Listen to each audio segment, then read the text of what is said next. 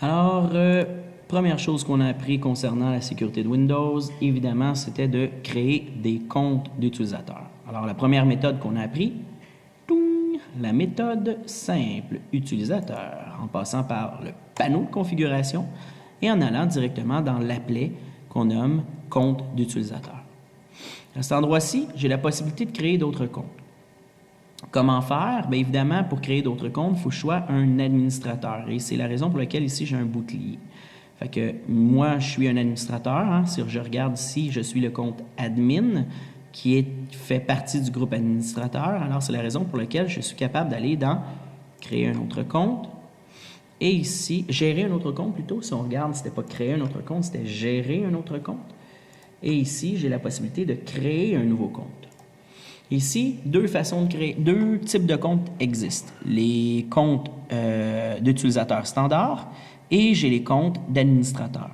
Alors, le standard, si on regarde la description, c'est les utilisateurs de comptes standards peuvent exécuter la plupart des logiciels et modifier les paramètres système qui n'affectent pas d'autres utilisateurs ou la sécurité de l'ordinateur. Alors, on l'avait vu ça ensemble. Et j'ai les administrateurs qui peuvent tout faire, installer des logiciels, faire des modifications système, des modifications des configurations par rapport au système. On peut le faire. Alors ici, je vais juste créer un simple utilisateur que je vais nommer Bob.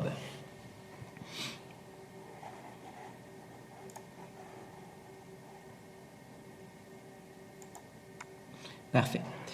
Alors, Bob est créé et c'était la première façon qu'on pouvait faire.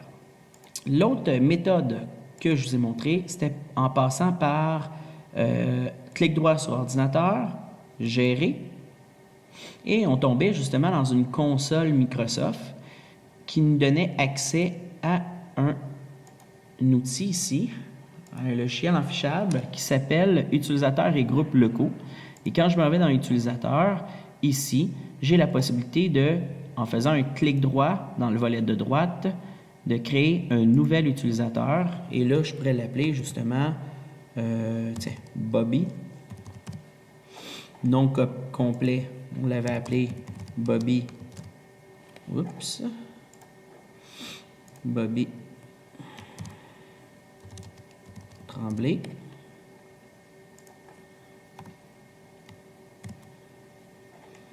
Description, on avait dit, juste pour qu'on voit un peu l'impact que ça faisait la description, j'avais demandé d'écrire à cet endroit-ci utilisateur créé via console Microsoft. Le mot de passe, on y allait avec un mot de passe habituel. L'utilisateur doit changer le mot de passe à la prochaine ouverture. Moi, j'avais conseillé de l'enlever. Et l'utilisateur ne peut pas changer le mot de passe. C'était justement pour empêcher l'utilisateur de faire une modification de bout de son mot de passe. On peut le laisser le faire. Le mot de passe n'expire jamais pour éviter justement qu'après une certaine période de temps, l'utilisateur soit obligé de changer son mot de passe. On peut lui dire qu'il n'expire jamais. Et évidemment, on va laisser le compte activé. Alors ici, je vais le créer. Et quand je le ferme, j'ai Bobby qui est maintenant créé. Par contre, Bobby, quand on le crée de cette façon-là, on n'a pas le choix aussi de l'ajouter. Parce qu'ici, hein, quand on regarde dans il est membre de quoi, dès que je le crée à partir d'ici, il se crée automatiquement un compte utilisateur standard simple. Fait que ce qu'on va faire ici, c'est je vais supprimer l'utilisateur et je vais ajouter le administrateur. Comment qu'on faisait? Alors, vous m'aviez même montré avancer, rechercher et qu'on pouvait ici aller chercher le groupe administrateur pour le mettre membre du groupe administrateur. Alors ici, je vais faire OK. Et maintenant, j'ai un Bobby qui est admin. Par contre, ce que vous aviez appris aussi, c'est que quand j'allais ici dans le C, dans utilisateur, j'avais la possibilité de voir tous les comptes d'utilisateurs. Comme vous avez pu voir, j'ai créé Bob et j'ai créé Bobby, mais on ne les voit pas ici. Pourquoi on ne les voit pas? C'est parce que je ne me suis jamais connecté avec. Alors, si je me connecte avec, je vais fermer ma session ici.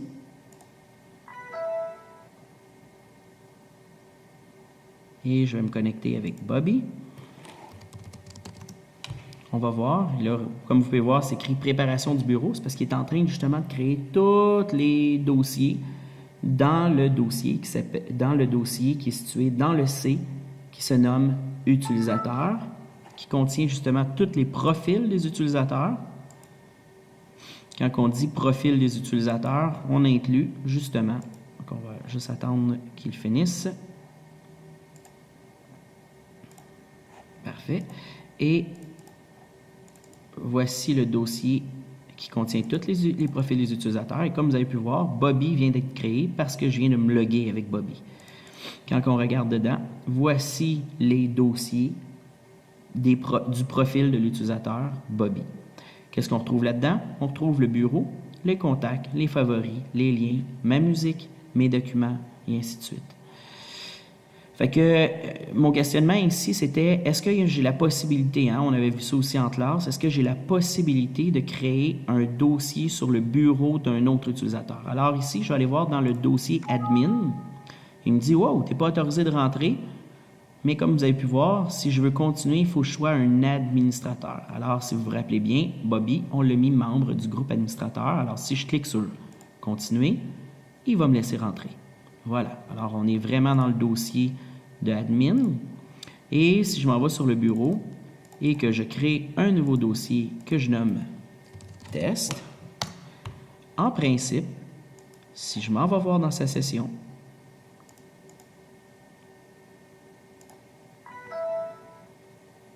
bien important quand vous faites des tests, de toujours fermer la session. Et là, je vais aller voir dans le compte admin.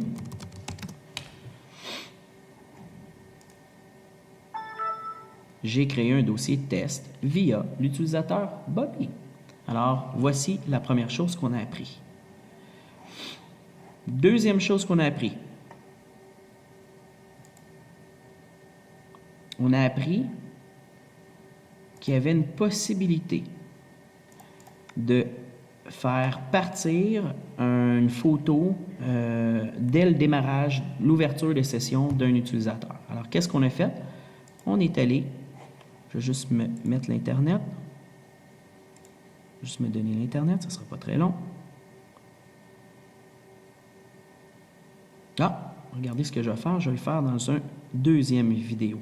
Alors, ce qui met fin à la première chose qu'on a appris dans le cours sur la sécurité Windows. Deuxième vidéo, je vais vous montrer comment faire pour partir quelque chose dès l'ouverture de session. Partir comme là, on avait fait comme exercice, partir une image d'un clown à l'ouverture de session d'un autre utilisateur. Alors, je vais vous montrer ça dans la deuxième vidéo.